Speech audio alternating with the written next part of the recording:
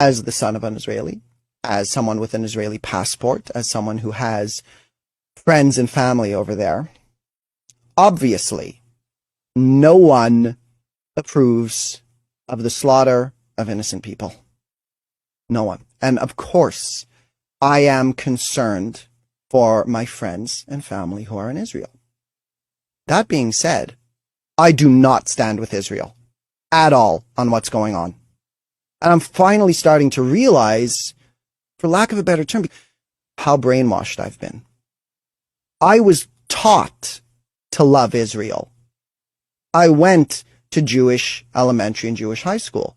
And, we're singing the Hatikva, the national anthem. We're singing all these Jewish songs, and we're taught this one very specific view of history. We were taught basically that, the land was ours. We were taught that, we tried to offer them a solution. We tried to offer them peace, and they kept on attacking us. And the reason why we kept on gaining more and more land was because they would start wars with us. And we would defend ourselves, and we would just end up with more land. And so we would try and give it back to them every once in a while, but they wouldn't accept it. And now I'm starting to recognize more and more and more, firstly, that the Palestinians are living in, this is the phrase that's being thrown around, an open-air prison. 2.2 million people who are being restricted in their food, their water, their electricity, their fuel. Children who are born into a prison who are never going to be able to go anywhere and do anything. And this has been going on for 50 to 60 years.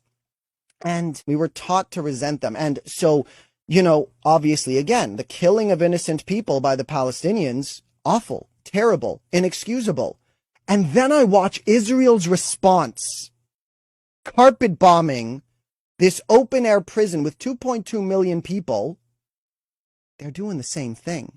I do not stand with Israel. I stand with the Palestinian people. I do not understand how we as Jews can stand by while a nation cries for freedom. They are trapped there. It might not be as explicit as putting them into gas chambers, but it's still genocide.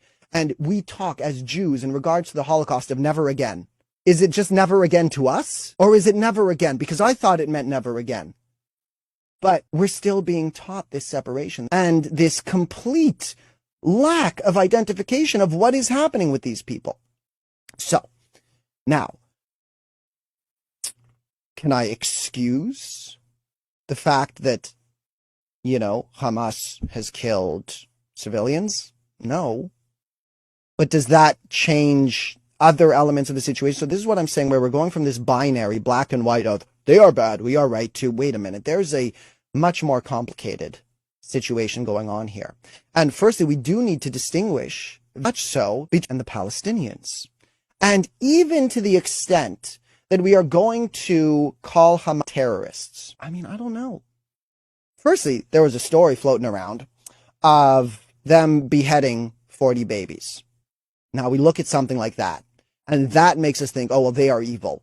Because I like to think that even in the uprising, in the Holocaust, the Warsaw Uprising, the concentration camp uprisings, I would like to believe that even in those situations, the Jews who were rising up didn't attack and kill civilians just for the sake of it. They wouldn't commit atrocities. That being said, I don't know.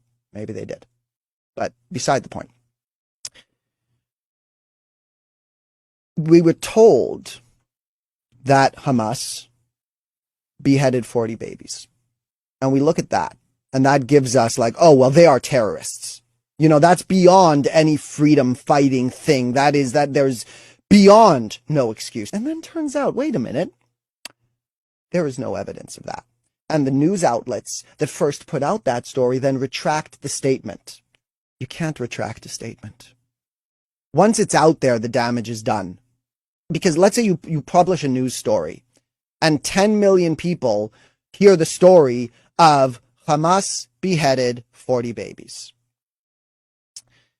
Then you post the retraction. Firstly, the retraction doesn't get as much news as the original post. So 10 million people heard you say that Hamas beheaded 40 babies, and only 2 million people heard you make that retraction. And even of the ones that did hear you make that retraction, half of them don't believe it. And even if they do believe it, that image is still in your head. There is no denying that Israel has been using propaganda, that so much of what we know is not the truth of things. So we don't know. You don't know what's happening there. I don't know what's happening there. There are a few things that we can know. We can know the big picture story. We can know that there are 2.2 million people being subjugated in that place who cannot live their lives.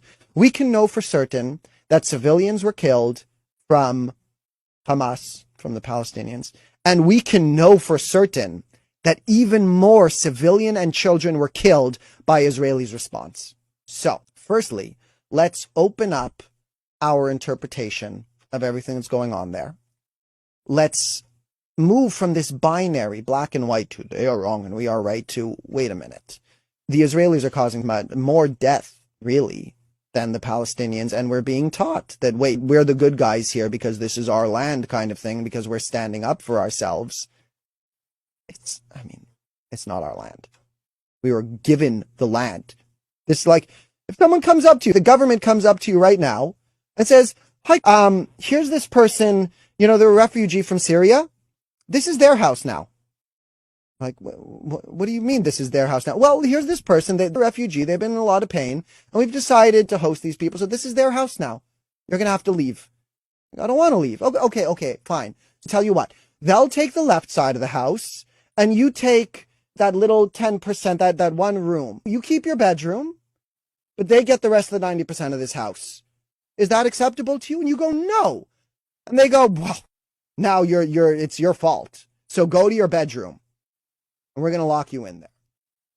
That's basically what happened. Sorry, I got more passionate about this than I expected to.